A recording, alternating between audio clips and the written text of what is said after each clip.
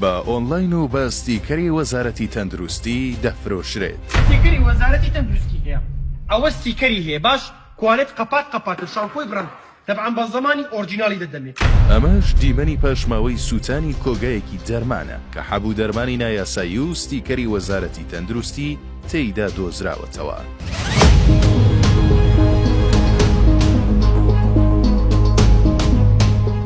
بابەتی کۆنتڕۆڵکردنی دەرمانی قاچاغ ماوەی چەندین ساڵە هەوڵی بۆ دەدرێت کەچی هێشتا بازرگانانی دەرمانی قاچاغ و ئۆنلاین بە ڕێگەی جیاواز ستیکەری وەزارەتی تەندروستی بەدەست دەهێن و دواتر بە ئاشکرا دەرمانەکە دەفرۆشنەوە و لە تۆڕە کۆمەڵایەتیەکان ڕیکلامی بۆ دەکەن.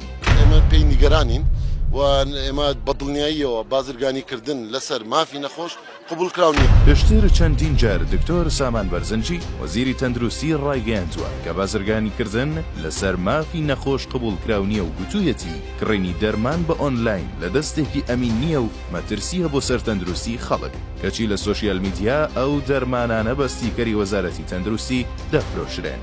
ئێستا گەورەترین پرسیار بۆ نەخۆش و هاوڵاتیان ئەوەیە وەزارەتی تەندروستی و خودی وەزیر باسی کۆنتڕۆڵکردنی دەرمانی قاچاغ و ساختە دەکەن کەچی بە بەرچاوی ئەوان لە سۆشیال میدیا ڕیکلام بۆ دەرمان و بابەتی جیاواز دەکرێت و لەسەریشی ستیکەری وەزارەتی تەندروستی هەیە کەسیش نازانێت چۆن و بە چ ڕێگایەک ئەم ستیکەرە گەیشتووەتە دەستی ئەم کەسانە.